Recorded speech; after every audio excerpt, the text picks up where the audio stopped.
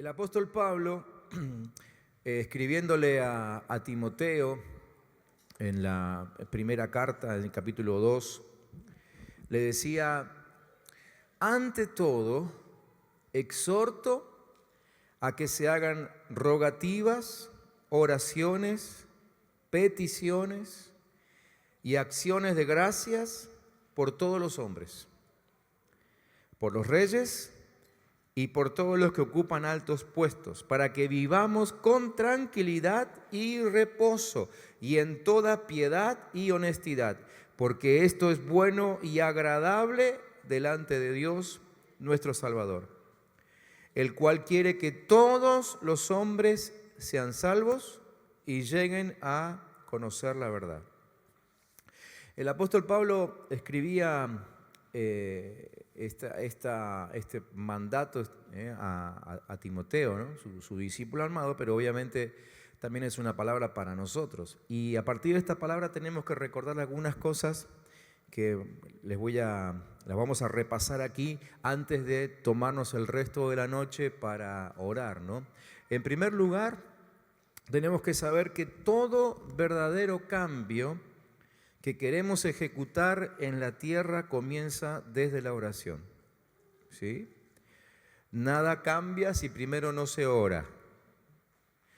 Y si nosotros deseamos que cambien cosas en nuestra vida, en nuestra familia, en nuestro barrio, en la iglesia, en la ciudad, en el país, ¿sí?, necesitamos orar primero. Así que esta noche, cuando nos juntemos ahí en los grupos para orar, recordemos esto: ¿queremos algún cambio? Metámosle fuerza a la oración, ¿sí? Y mantengámonos orando. Esto que dice el apóstol Pablo y que usamos hoy no es solamente porque estamos frente a una campaña que ya empieza. Oremos siempre, porque siempre necesitaremos algún cambio entre nosotros, mínimamente hasta que el Señor vuelva. Y recordemos siempre entonces esto, ¿no? Que todo verdadero cambio que querramos ejecutar en la tierra comienza desde la oración, ¿sí? En segundo lugar, recordemos que hay un ante todo, esa frase ante todo, que ordena nuestra oración, ¿sí? ¿Por qué digo que la ordena? Porque por lo menos nos establece lo que va primero, ¿sí? Y lo que va primero es orar. Ante todo, dice. O sea, podemos tener muy buenas ideas, podemos tener buenas intenciones inclusive, de servicio al Señor, al reino, lo que sea. Pero Pablo dice, antes que todo eso, orar. Antes que todo eso, orar. No se nos ocurra nunca lanzarnos a hacer nada sin haber orado primero, ¿sí? Esta campaña que vamos a tener ahora, en primer lugar, la oramos, ¿sí? Y le preguntamos al Señor, y aún la fecha y demás, ¿no? Esta seguidilla de campañas que hemos tenido. Venimos ya, esta es la tercera de la seguidilla de cada 6 meses una campaña, ¿no? Y hemos orado por eso. Así que primero oramos, y después ejecutamos. Ante todo, ¿no? Nuestros planes pueden ser excelentes, pero primero va la oración. Si no es así, si no seguimos este orden, nosotros mismos con nuestros buenos planes podemos ser un gran estorbo. Así que primero oramos. Por eso hoy fueron convocados ustedes para orar aquí antes de empezar con la campaña, ¿sí? Tercero, no debemos hacer nada en lo visible si primero no lo dominamos desde lo invisible, ¿sí? Si no podremos cambiar nada, por ejemplo, en Argentina, si primero no dominamos el aire, ¿no? El espíritu, ¿sí? Necesitamos tomar autoridad, hacer uso del poder que Dios nos dio, decretar la destrucción del enemigo sobre nuestra tierra, anular sus planes, ¿sí? Secar toda maldición, ¿sí? Establecer el gobierno de Dios por encima del gobierno de los hombres. Primero lo hacemos en lo invisible, en lo que no se ve, y después empezamos a ejecutar aquí en lo visible, Es decir, el llamado de Dios siempre va a ser doble, siempre va a ser primero a orar para mover los aires, pero después también a comprometernos en la realidad de la sociedad. No venimos aquí a escaparnos de la realidad y simplemente oramos. No, oramos aquí primero, pero después vamos a nuestro barrio y nos comprometemos en lo que haya de comprometerse. Algunos se comprometen con su profesión, otros se comprometen en la política, como este fin de semana. Muchos estarán ahí transpirando la camiseta, ¿no es cierto? Pero bueno, necesitamos esos hermanos también. Y otros se comprometen en sus oficios, en lo que sea, ¿sí? Es ambas cosas. Pero primero dominamos lo invisible y después podemos caminar en lo que se ve.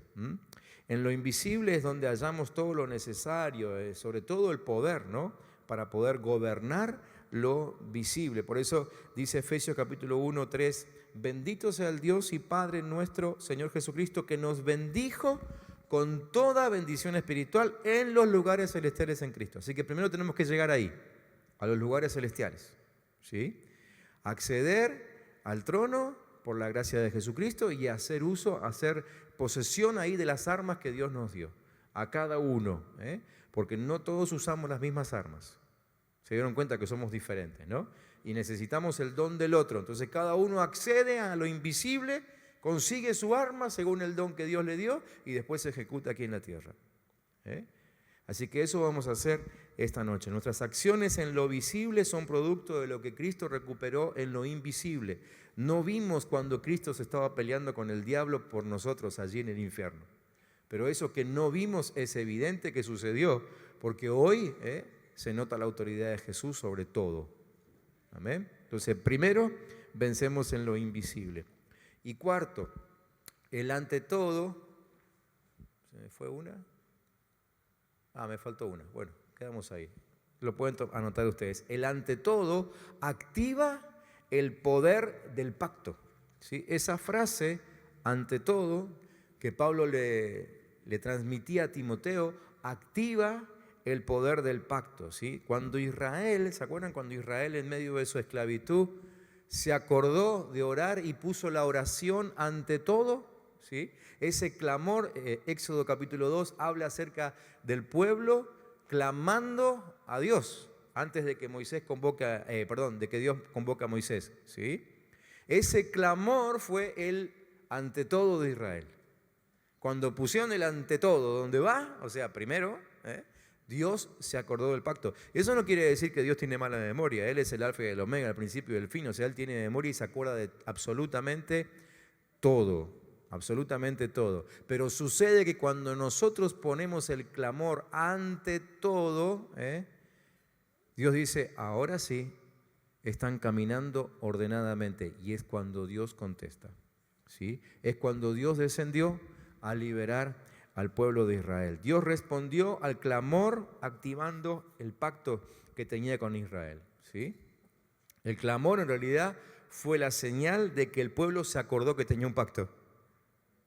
Entonces se puso a orar. Y cuando la oración fue lo primero, entonces Dios respondió, ¿sí? Bajo el poder del pacto es que encontramos que la Biblia nos dice, acerquémonos pues confiadamente al trono de la gracia para alcanzar misericordia y hallar gracia para el oportuno socorro, ¿sí? Así que hoy cuando estemos orando y poniendo la oración ante todo, estemos orando ante todo, este pacto se cumple, permitiéndonos entrar al mismísimo trono de Dios, ¿sí? Bajo el poder del pacto es que Jesús dijo que todo lo que pidamos al Padre en mi nombre, Él nos lo dará. Juan capítulo 15, ¿sí? Todo lo que pidamos, ¿sí?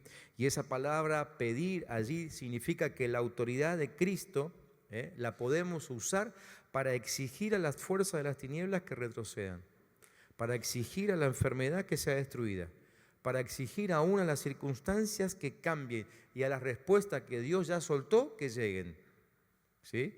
Es lo que vemos en los distintos personajes de la Biblia, Cada uno de ellos fue orando. Y que con esa oración no es que recién allí Dios estaba soltando su respuesta. Dios ya había hablado, Dios ya había decretado. Pero cuando el pueblo oró, se activaron las respuestas de Dios. Dios ya dijo que nuestra familia sería salva, ¿no? Lo dice su palabra. Cree tú y tu casa será salva. Amén. Ya tenemos esa promesa.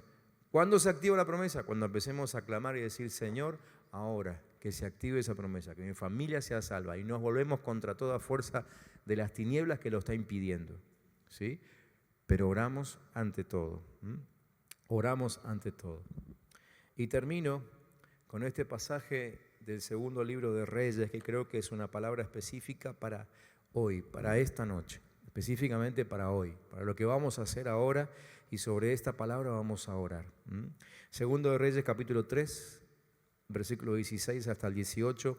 Así ha dicho el Señor: caben en este valle muchos estanques. Y el Señor también ha dicho: aunque ustedes no vean ningún viento ni ninguna lluvia, este valle se llenará de agua, y beberán ustedes y sus bestias y sus ganados. Esto a los ojos del Señor no es nada difícil. ¿Esta palabra de qué está hablando? Está hablando de estanques que van a ser llenos de ¿qué? Llenos de agua, obviamente, ¿no? Y el agua en la Biblia es sinónimo de bendición, ¿sí? Sinónimo de bendición. Entonces el Señor le está diciendo al pueblo: caben en el valle, para que había que cavar pozos, obviamente. ¿Para qué? Para contener el agua que le iba a enviar. Y estaban en medio del desierto y no había nube cerca, así que la probabilidad de que llueva era 0%, ¿sí? Pero el Señor dijo: caben. Y ellos empezaron a cavar conforme a la palabra, no conforme a las circunstancias. Comenzaron a cavar conforme a lo que Dios dijo, no conforme a cómo estaba el cielo o las apariencias, ¿sí? La lluvia es sinónimo de bendición. Y cuanto más profundo cavemos, más de su agua recogeremos. Amén. Yo me imagino aquel día, estos israelitas, ustedes pueden leer después toda la historia, porque la historia está en medio de un combate allí en realidad. Es una palabra en medio de un combate que se da. Pero no quiero leer todo el texto, simplemente quedarme con la palabra que es para hoy. Pero me imagino a los israelitas allí con la promesa de que Dios iba a mandar de su bendición, ¿sí? Y claro, estaban los que simplemente obedecían. ¿Qué hacían? Cavaban un pozo. Pero estaban aquellos entusiasmados, que además de ser obedientes, le ponían entusiasmo y pasión, y que hacían un pozo más hondo que el del de al lado, ¿sí? Es decir, si el de al lado era obediente y cavaba un pozo de 1 metro, el apasionado cavaba un pozo de 2 metros. Y adivinen quién juntó más agua. Fíjense cómo sigue el texto, versículo 20. Dice que al día siguiente, por la mañana, a la hora del sacrificio, un repentino aluvión llegó y toda esa región se inundó. Todo se inundó. Claro, uno mira de lejos y cuando hay una inundación, ¿cómo está el agua? Está parejito, ¿no es cierto? Y uno ve el agua así parejito. Debajo del nivel del agua están los pozos. Pero cada pozo contiene el agua según la profundidad del que cavó. De arriba se ve todo igual, pero el que cavó 2 metros abajo dice: mi pozo tiene más agua que el tuyo. ¿Cuántos van a cavar pozos de más de 2 metros, 3 metros, 5 metros? Vamos a cavar porque tenemos una palabra del Señor. Y esta noche, mientras estemos orando, lo que vamos a estar haciendo es esto: estaremos cavando pozos, ¿sí? Y cuanto más pozos cavemos con nuestra oración, más agua tendremos en nosotros mismos. Así que no seamos escasos, confiemos y creamos en la palabra que Dios nos ha dado. Y ahora, al estar orando, vamos a derramarnos por completo y a pedirle al Señor que active todas esas palabras de multiplicación que hemos recibido en este tiempo, ¿sí? Y que esas palabras se activen en nuestra casa. Y que esas palabras se activen en el trabajo, y que esas palabras se active en el colegio, en la facultad, donde sea, que se active en el barrio, que se active aquí en el barrio Limay, que es donde queremos que primeramente se note la gloria de Dios, ¿sí? Si la gloria de Dios se nota aquí y conseguimos correr a todos los espíritus inmundos que andan por el barrio Limay, también tendremos autoridad para ir a otros barrios y correr a otros espíritus. ¿Amén? ¿Cuántos quieren ir así, de barrio en barrio? ¿Amén? Muy bien, me acordé de una vieja canción. Antes cantábamos de boliche en boliche, ahora vamos a cantar de barrio en barrio, ¿sí? Ganando para el Señor. ¿Amén? La conocen la canción, la habrán cantado algunos de ustedes. Muy bien, hermanos queridos, vamos a orar. Vamos a orar como dice el apóstol, por todos los hombres, incluyendo los gobernantes y especialmente porque este fin de semana se definen cosas importantes. Bueno, en realidad no se define nada, pero así van a quedar algunas expectativas bien establecidas, ¿no es cierto? Y sobre todo que se pueda ver en los hermanos nuestros que están postulándose, que se vea la gracia de Dios sobre ellos, ¿sí? Y que pongamos al pueblo de Dios en la vidriera literalmente, para que de una vez por todas nos escuchen. Amén. Porque hicimos movidas, hicimos marchas, fuimos miles en la calle, pero todavía no nos escucharon. Que nos empiecen a escuchar. Así que vamos a orar por todos, pero vamos a orar por este fin de semana para que sea un fin de semana donde lleguen muchas almas al encuentro con Cristo. Muchos, miles realmente, pasen de muerte a vida, ¿sí? Miren, hay gente que nos está preguntando por la transmisión en vivo, no son de Neuquén, pero se enteraron obviamente por las redes, así que están esperando escuchar un mensaje a través de las redes. Oremos por ellos también, ¿sí? Hay personas que no son de la congregación, son de otras congregaciones, pero ya están mandando sus motivos de oración porque saben que este fin de semana el Señor va a derramar su poder aquí, ¿sí? Así que oremos por eso, que los que están expectantes en Dios para ser sanados, para ser liberados, para salvar sus casas, sus familias, oremos por ellos. Oremos por el predicador, oremos por Gustavo. Gustavo el predicador tuvo que viajar antes porque su mamá, que sus papás ustedes saben viven en Roca, ellos son pastores en Roca, ¿sí? Y su mamá tuvo una ACV el fin de semana. Gracias a Dios está muy bien, pero no sé, creo que todavía estaba internada hasta hoy, pero está bien, está fuera de peligro, ¿sí? De todas formas, ustedes saben que ese tema es delicado, así que oremos por él, oremos por la familia, oremos por los hijos que van a viajar mañana, Ramiro y Juan van a viajar mañana junto con Marcelo, ¿sí? ¿Se acuerdan? Los 4 estuvieron también en marzo con nosotros, Así que oremos por ellos mañana, oremos por los hermanos que vamos a estar yendo al Chañar, cubrámonos, oremos por la ruta, oremos por el lugar allí, ¿sí? Así que todo lo que se les ocurra que tenga que ver con salvación de almas, órenlo ahora y caben en el pozo más profundo que puedan. Amén. Muy bien.